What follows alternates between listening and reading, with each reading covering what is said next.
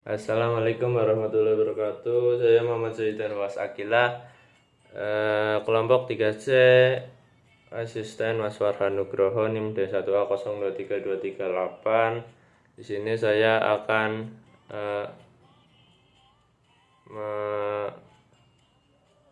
membuat video tentang acara kedua, yaitu probiotik.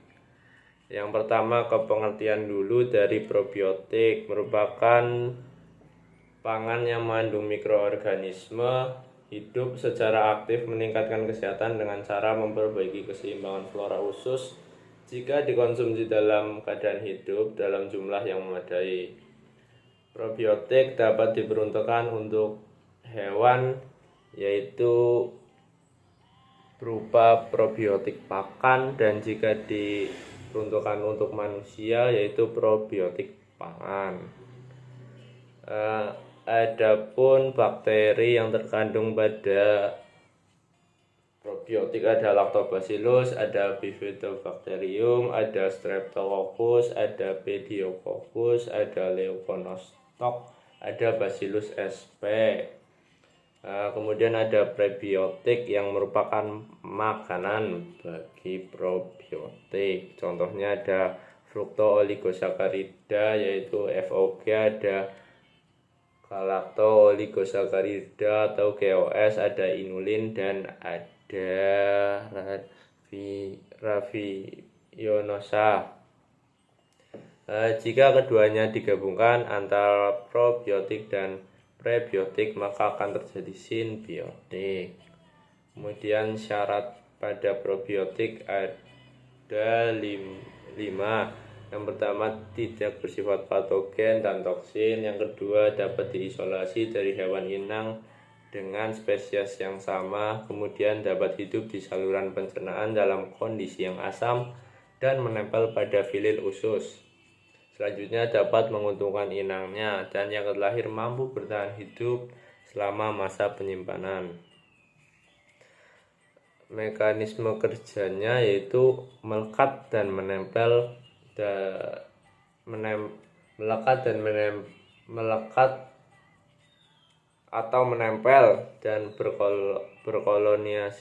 berkolonisasi. Yang kedua, berkompetisi terhadap makanan dan produksi zat antimikroba.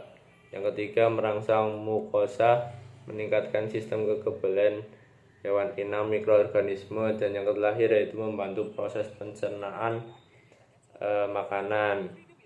Selanjutnya ke contoh dari produk probiotik yang diperuntukkan untuk hewan. Di sini diperuntukkan untuk hewan ayam broiler, yaitu biasanya digunakan untuk ayam broiler, yaitu asinan kubis yang merupakan suatu produk probiotik yang terdiri dari bahan berupa kubis dan garam krosok. Fermentasi pada asinan kubis dilakukan secara spontan atau langsung karena tidak terdapat starter di dalamnya. Mekanismenya dibagi 3, yaitu tahap awal, tahap fermentasi, dan tahap akhir. Kemudian adapun manfaat dari asinan kubis bagi ternak di sini pada ayam broiler, yaitu yang pertama meningkatkan kualitas daging, yang kedua untuk menurunkan amonia pada feses.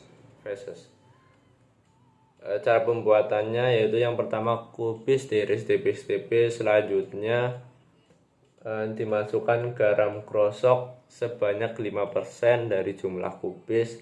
Setelah dimasukkan, aduk keduanya. Setelah itu masukkan air yang sudah diwadahi oleh plastik. Kemudian masukkan juga, lalu tutup rapat dan simpan selama 2x24 jam.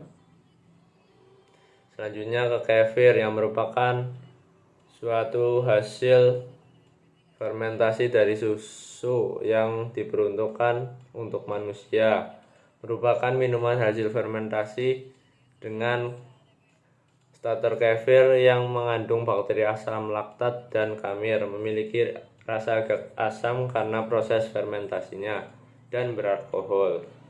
Proses fermentasi berlangsung tidak spontan karena terdapat penambahan starter di dalamnya.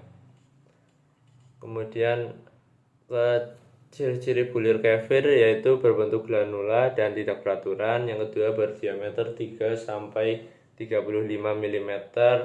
Selanjutnya berwarna putih atau bisa juga putih kekuningan. Yang keempat, bertekstur kenyal tapi tidak lengket. Kemudian beralkohol, baunya itu mirip tape. Pada starter kefir bisa digunakan kefir Grange atau bulir kefir, kemudian bisa menggunakan kefir bubuk.